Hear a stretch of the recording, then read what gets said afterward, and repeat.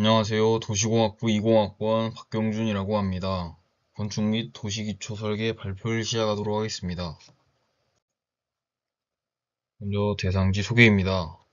전라북도 익산시 신동대학로에 위치한 대상지의 면적은 22,467제곱미터이며 대학로의 중심부에 위치하고 있습니다. 연도별 신동의 변천사입니다.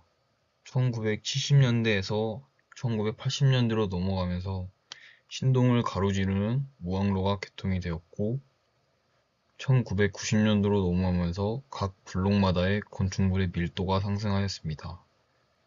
그리고 2000년대부터 2020년대까지의 형태적으로 보이는 큰 변화가 없는 모습입니다.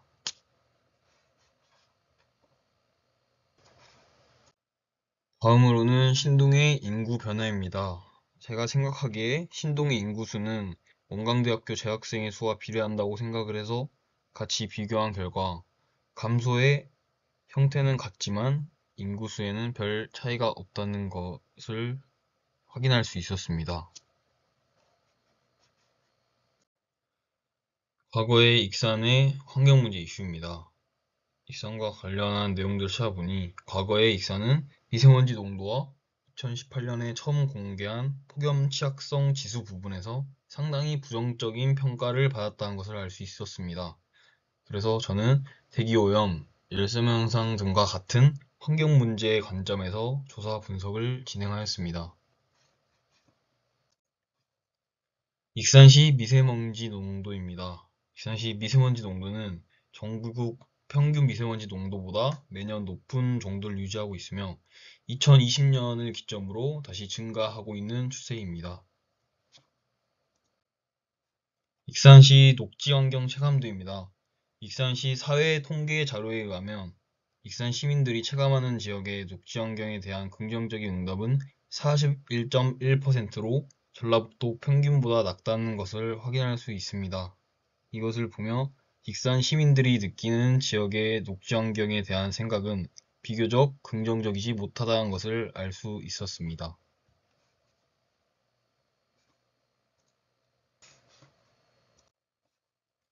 주변 이슈 및 자연 녹지 현황입니다.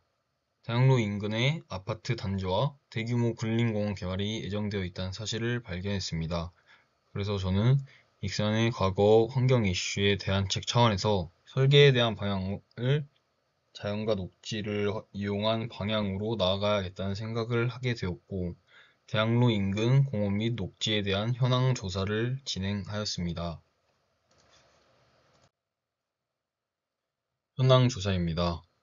대학로 대상지를 위주로 현황 조사를 하였으며 중 및 근린공원 공사가 진행 중에 있으며 이용하지 않는 공원과 주차 문제, 그리고 건물들에 가려 아예 보이지 않는 공원 개발 예정지의 모습, 그리고 학교의 출입구가 이어지는 도로 등을 직접 돌아다니면서 관찰하고 사진을 찍었습니다.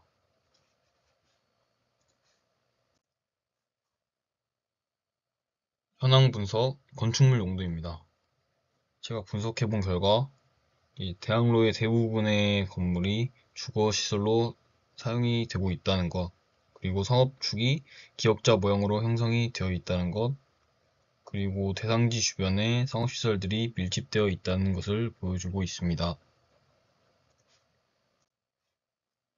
건축물 층수입니다. 전체적으로 3, 4층으로 이루어진 건물들이 많았고 대상지 내의 건물들은 대부분 4층이라는 것, 그리고 근린공원 개발 예정지를 가리는 건물들은 3, 4층으로 이루어져 있다는 것을 보여주고 있습니다. 도로 체계도입니다. 도로 위계를 시각적으로 확인할 수 있었고 무항로와 익산대로가 이어지는 경로와 도로의 폭 등을 참고하여 설계를 진행할 때의 접근성과 관련한 부분들에 대한 정보를 얻을 수 있었습니다. 논리맵입니다. 이 논리맵을 통해서 신동의 각 블록마다의 건축물이 빽빽하게 밀집이 되어 있다라는 것을 확인할 수 있었고 대상지 내 또는 주변의 건축물들이 형태적으로 조화를 이루고 있지는 않는지 건물 사이 공간을 통해서 필지를 어떻게 활용할 수 있을지 고민할 수 있었습니다. 그리고 잠재력과 문제점입니다. 잠재력으로는 밀집된 상업시설들이 인근에 위치하고 있다는 것, 그리고 대학로의 중심에 위치해 있어 높은 접근성이 있다는 것, 인근에 근린공원이 개발 예정이라는 것, 그리고 문제점으로는 사람들이 이용하지 않는 공원, 개발 예정지를 맡고 있는 주거시설, 무분별한 주차와 좁은 도로가 있습니다. 도로 수학 분석입니다. 먼저 강점으로는 원광대학교가 위치한 이상 일정하게 유지되는 유동인구, 무항로와 인접한 밀집된 상업시설들의 인근의 위치, 그리고 익산대로와 연결되어 익산역으로부터 용이한 접근, 그리고 약점으로는 각 블록에 밀집되어 있는 건물들에 의한 개방감 하락, 공원 및 녹지에 대한 기대감 저하로 발길이 닿지 않는 공원의 존재, 2000년대 이후로 개발이 되지 않아 노후화된 상가들의 현황, 기회로는 주변에 대규모 아파트 단지 개발 예정, 아파트 단지와 동시에 광활한 근린공원 개발 예정으로 오연동의 배산에서부터 신동 대학로까지 이어지는 녹지축을 구성, 그리고 미세먼지 이슈로 인한 다량의 녹지 개발 사업 진행 예정, 그리고 위협으로는 근린공원 개발 예정지를 맡고 있는 밀집된 건물들로 인하여 대학로 입구부에서 근린공원으로의 시야 확보 및 통행이 원활하지 않을 것으로 예상, 좁은 도로와 밀집된 건물들이 계속 유지될 시 다시 증가하고 있는 미세먼지 이슈 및 도시 열섬 현상은 앞으로도 심각해질 것으로 예상하고 있습니다. 전략으로는 대산에서부터 이어지는 녹지축을 원광대학교 앞까지 연결하고 자연과 함께하는 여유로운 오픈 스페이스를 만들어 활력을 제공하는 것입니다. 컨셉입니다. 제 컨셉으로는 첫 번째로 나무와 야생화 단지를 이용한 자연 친화적인 공간 형성, 두 번째로 복합 아케이드 상가를 통한 대학로 상권의 중심지 설정, 세 번째로 브런치 카페 및 다이닝바 거리를 조성하여 여유로운 분위기 연출, 이동량이 많은 중심 도로부에 테이크아웃 카페들을 배치하여 편의성 증진, 네 번째로 공유 공간 단지 형성으로 커뮤니티 공간 활성화, 다섯 번째, 광장 및 스케이트보드장을 배치하여 활력 있는 공간을 제공하는 것입니다. 기본 공간 구성도입니다. 제일 거대한 객체에서부터 선을 2개씩 그어 제일 접근이 용이한 포인트를 5군데 잡아보았습니다. 주변의 상업시설, 공원 등과 연계를 위하여 기본 축을 설정해 보았습니다. 기본 축을 토대로 하여 조닝을 해서 공간을 3가지 존으로 나누어 보았습니다.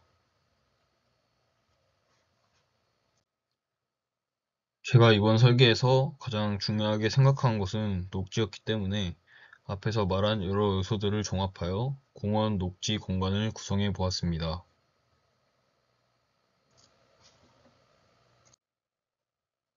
제 마스터 플랜입니다.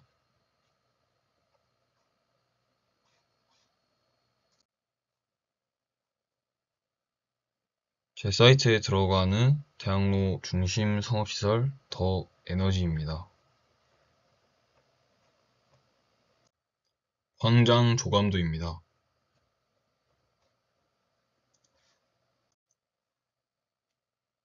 공유단지 조감도입니다.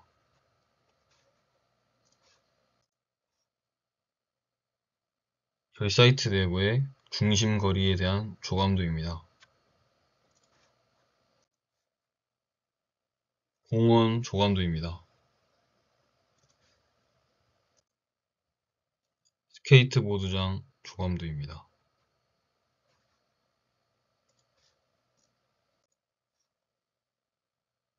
주차타워에 대한 조감도입니다.